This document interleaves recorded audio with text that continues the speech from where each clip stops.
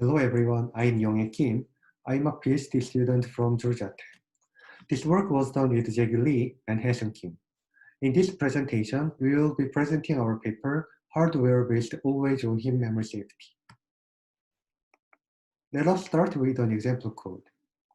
If you look at the code, you can see a memory region is dynamically allocated by malloc. The memory region is accessed with an index given by a user. For example, if the index is 0, the PTR0 will be accessed. If the index is 2, the PTR2 will be accessed. This program might seem too simple to have any bugs, but indeed, it has a few critical vulnerabilities. The first vulnerability is derived from the fact that the index is controlled by a user. This is because an attacker can inject a malicious index and invoke out-of-bounds access. This kind of behavior is categorized into spatial safety violation. The second vulnerability is found at the statement following free. In this case, the statement is trying to read the memory address that has been already freed. The problem here is typical memory allocators do not initialize when a memory region is freed because of a performance issue. So some sensitive data could remain and could be read. This kind of behavior belongs to temporal safety violation. Then how can you detect and prevent such violations? One possible approach is to enforce bound checking. Bound checking mechanisms associate bounds metadata with each pointer, and whenever the pointer is dereferenced, perform bound checking. Since such a mechanism can detect any out-of-bounds access, it provides strong security guarantees. However, when we implement bound checking mechanisms, we should consider two challenges: how to efficiently maintain bounds and how to efficiently access bounds. To address the challenges, we leverage the idea that we can use the unused upper bits of pointers. Typical virtual address space is less than 64 bits, and 11 to 32 bits are available. However, we still have an issue because the unused bits aren't enough to store bounds metadata. To deal with the issue, we decide to place a key instead of storing bounds. And then we use the key as a hash to index the hashed bounds table. Before going into the details of our approach, we'd like to explain background on ARM pointer authentication, in short, ARMPA. ARMPA is a security primitive designed to ensure pointer integrity. It computes a pointer authentication code, in short PAC, and places the PAC into the upper bits of a pointer. This process is called signing. Next, to detect any illicit pointer modification, the integrity of the PAC is checked by comparing the PAC with the expected value. This process is called authentication.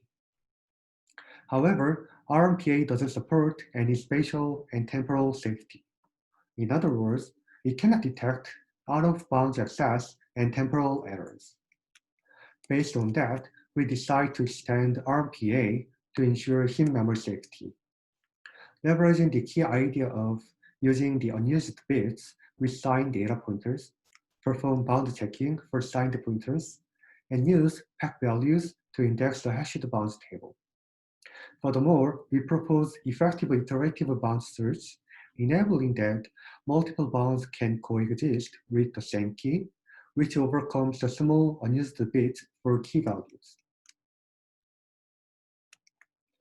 This slide shows the overview of AOS, which is our proposed scheme. First of all, we extend existing ISAs and introduce new instructions for AOS pointer signing, bound store, and bound clear operations. We also introduce a microarchitectural unit called a memory check unit. As a functional unit, the MCU takes all the load and store instructions and performs selective bound checking. The MCU also takes new instructions such as bound store and bound clear. Moreover, We develop a hashed bounds table, which has a multi-way bounds table structure. The HBT is allocated in the memory by OS when a process is initiated. To enable selective bound checking, we first assign data pointers and to store its associated bounds. To do so, we insert two instructions after malloc. Here, the first instruction packMA computes pack and address hashing code and insert those values into a pointer. Please note that the AHC is used to indicate assigned data pointer, which we first bound checking for. The second instruction bounds store compresses bounds to 8 bytes and stores the bounds in the HBT. To compress the bounds, we develop a new compression scheme, but please refer to the paper for the details. Next, to validate memory access, we examine every load and store instruction. In particular, we check the AHC value embedded in a pointer. If a non-zero AHC is found, we perform bound checking. If the AHC is zero, bound checking is not performed.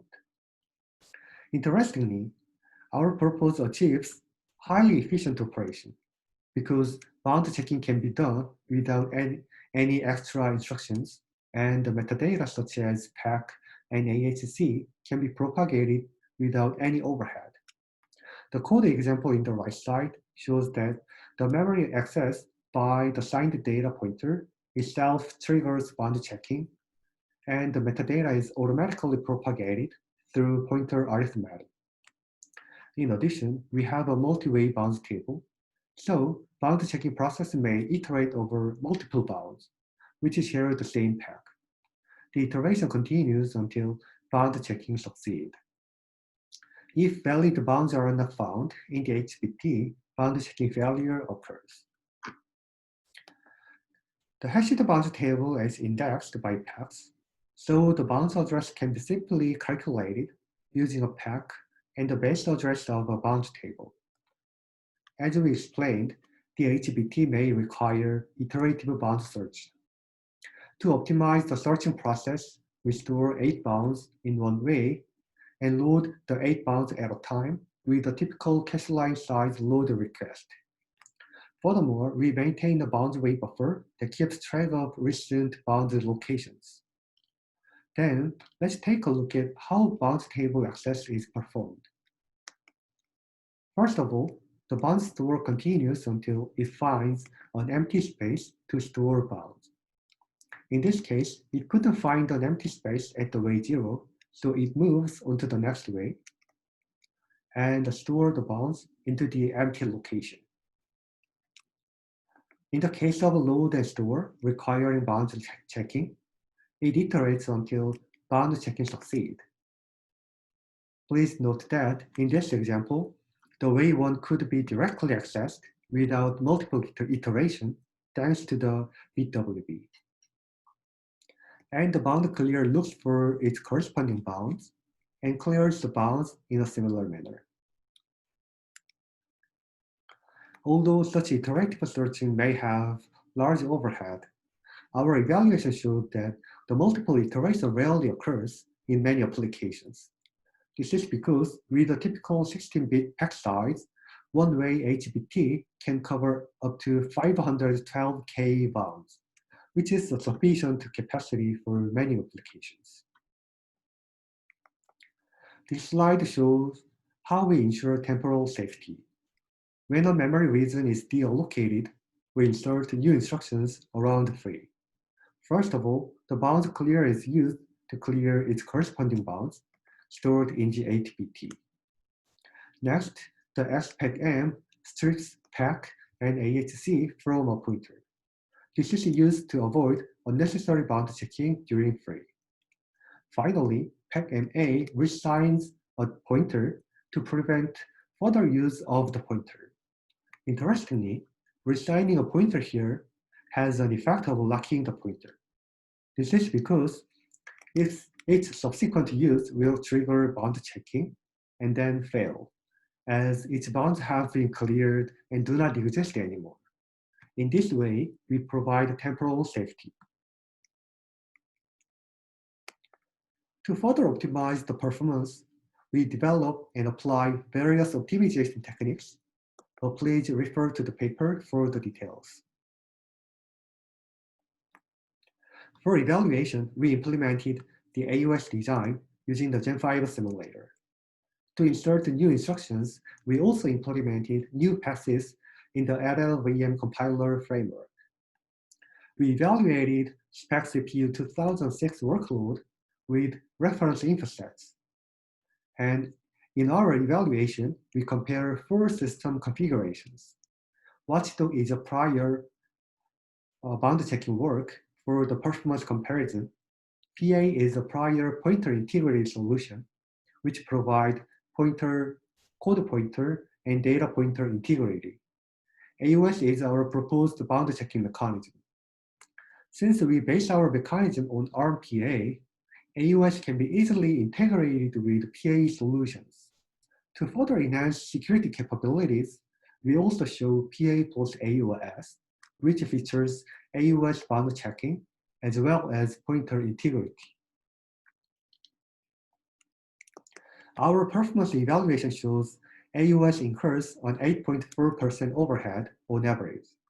Interestingly, AUS has negligible performance overhead for most of the applications, which demonstrates its feasibility as an always-on runtime solution. Watchdog has a 19.4% average overhead, and PA shows less than 1% overhead for most applications. Moreover, supporting pointer integrity on top of AUS imposes an additional 1.5% overhead. We observe that 3 applications have large overhead. Our analysis revealed that 3 main factors negatively affected the performance: cache pollution caused by bound metadata, delayed instruction retirement due to bound checking, and instruction overhead from frequent heap allocations and deallocations. In conclusion, we proposed AUS, a defense mechanism for heap memory safety.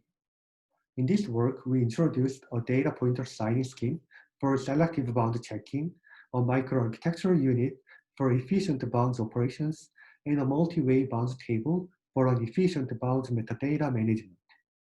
Our evaluation showed that AUS achieved marginal performance overhead while providing strong security guarantees. We believe that AUS can serve as an effective runtime safety solution. Thank you.